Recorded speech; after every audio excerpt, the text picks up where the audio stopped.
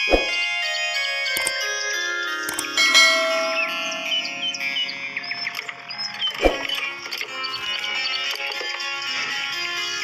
गांव में सरजू नाम का एक किसान रहता था। उसके 3 बेटे थे, विक्रम, विजय और भोला। विक्रम और विजय काफी समझदार थे। वहीं भोला को सब भोंदू बुलाते थे, क्योंकि वह बहुत सीधा था और मूर्ख भी था। बेटा, अब मैं बूढ़ा हो गया हूँ, मुझसे काम नहीं होता। बेटा भोंदू बहुत सीधा है, मुझे समझ नहीं आता वो क्या करेगा। साथ ही गांव के जमींदार की नजर हमारी जमीन पर है, पता नहीं कैसे सब कुछ सही होगा। दादाजी की जमीन पर पता नहीं कैसे उस जमींदार ने अपना नाम लिखवा लिया है। आप चिंता मत कीजिए पिताजी, कोई ना कोई हल जरूर निकल आएगा। और इस भोंदू का क्या ही करो पिताजी, भोंदू को तो कुछ भी नहीं आता। अगर कोई काम दो तो सब उल्टा ही करता है। पता नहीं भोंदू इतना मूर्ख कैसे हो गया, जबकि हम दोनों भाई इतने समझदार हैं। कहां से मूर्ख दिखता हूं मैं तुम लोगों को? कल तुमने हरिया चाचा को क्यों मारा इतना? हरिया चाचा ने बोला मुझे चप्पल दे, मैंने उनकी बात मानी और उन्हें चप्पल दी। वो चप्पल पहनने के लिए मांग रहे थे, तुमने उन्हें चप्पल से मार ही दिया मूर्ख। इसे तो ये तक नहीं पता होता कि किसी इंसान से कौन सा काम करवाना है। मैंने इससे कहा जा खेतों से अनाज काट कर लिया। मैंने जाकर देखा ये बैठकर एक एक दाने को चाकू से काट रहा था। हाँ तो क्या, तुमने तो कहा था अनाज काट कर लाओ, वही तो मैं कर रहा था। भोंदू, तुझे बात समझ नहीं आती क्या? अनाज काटना यानी कि फसल काट कर लेकर आनी थी तुम्हें। पिताजी मैं तो वही करता हूँ जो मुझसे कहा जाता है। अब ये लोग ही मुझे गलत चीज बताए तो मैं क्या करूं? भोला के पिताजी को हमेशा भोला की चिंता लगी रहती थी। हे भगवान, पता नहीं भोले का क्या होगा, आप ही मेरे भोले की रक्षा कीजिए। किसान बूढ़ा हो गया था, इसलिए उनका निधन हो गया। अब भोला का कोई भी सहारा नहीं था। दोनों भाई भी भोला का मजाक उड़ाते रहते थे।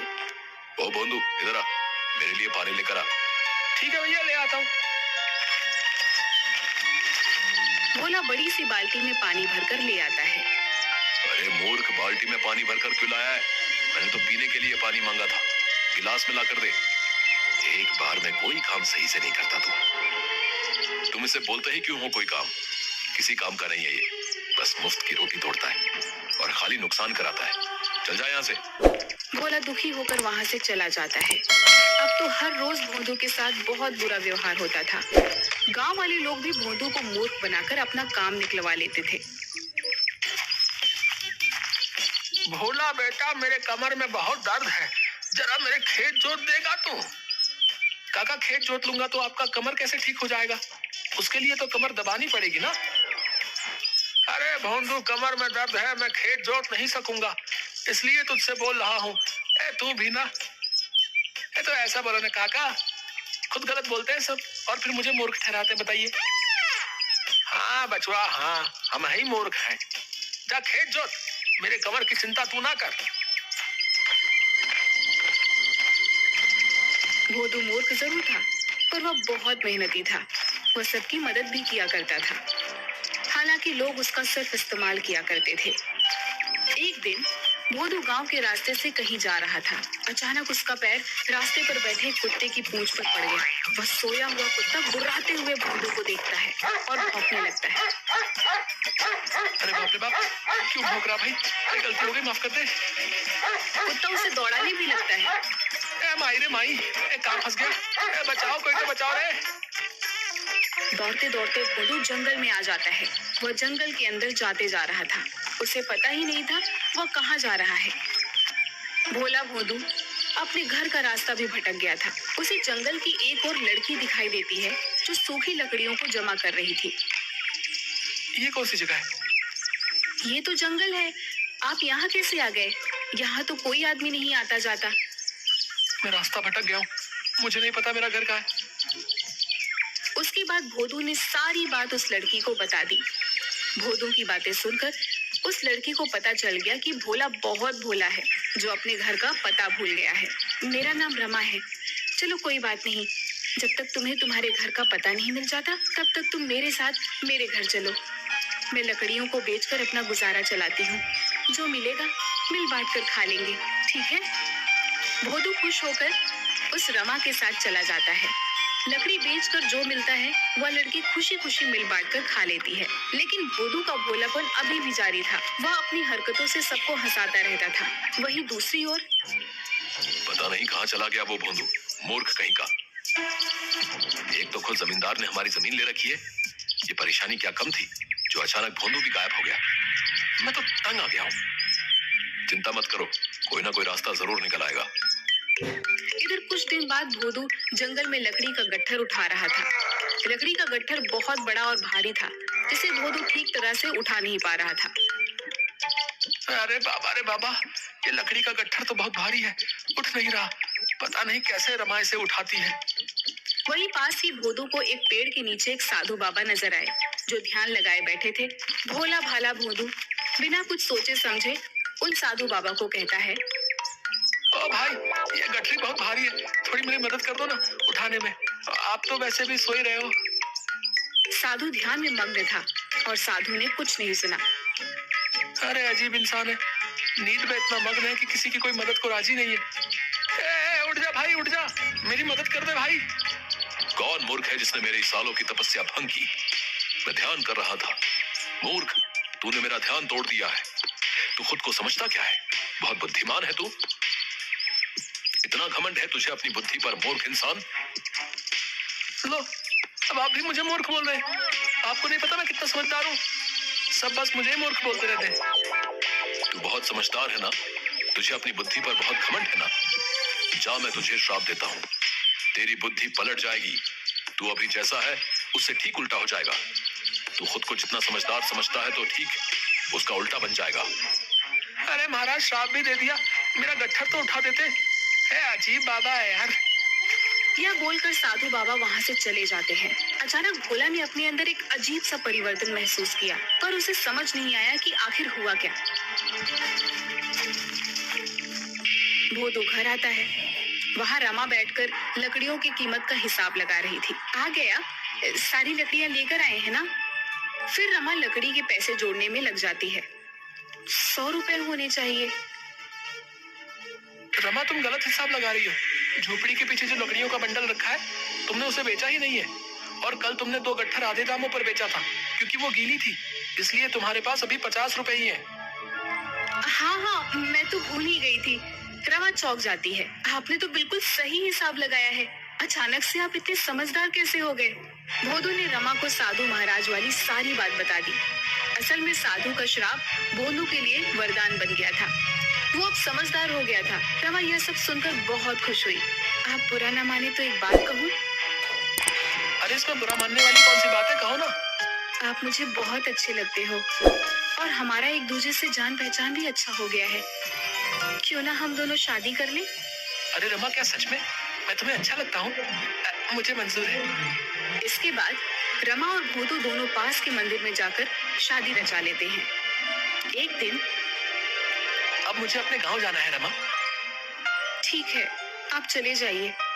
जाऊंगा, पर अकेले नहीं, तुम भी मेरे साथ चलोगी। तुम मेरी अर्धांगिनी हो, चलोगी ना? अब मेरे सब कुछ आप ही तो है।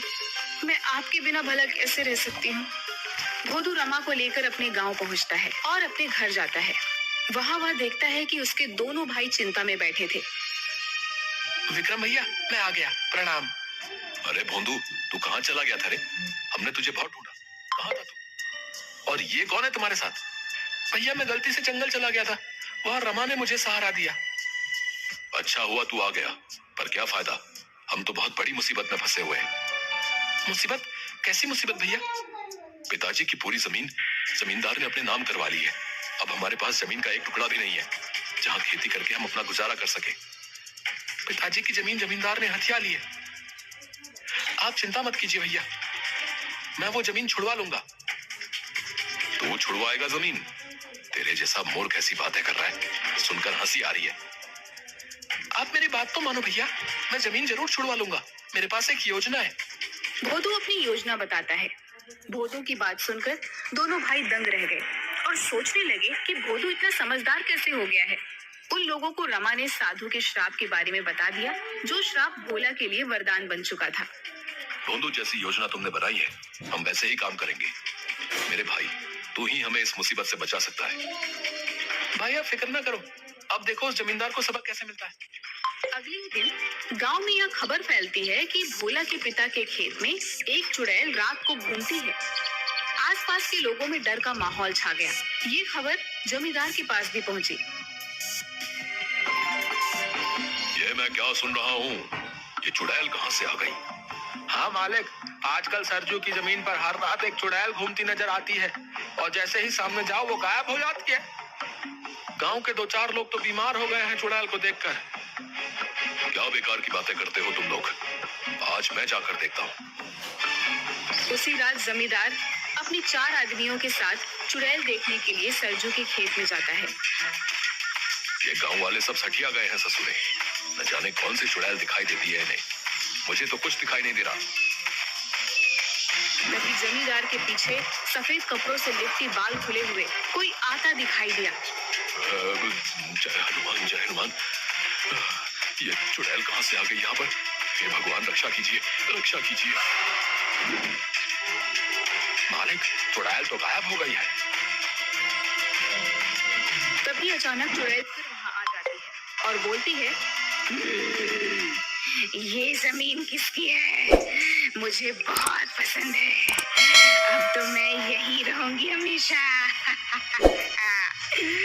इस जमीन पर जिसने अपना हक जताया है वो मारा जाएगा। तुम्हें मरना है। हे भगवान, आज बचा लो, मुझे कोई जमीन नहीं चाहिए, कभी मुड़कर इस जमीन की तरफ भी नहीं देखूंगा। राम राम राम राम, मरा मरा मरा मरा।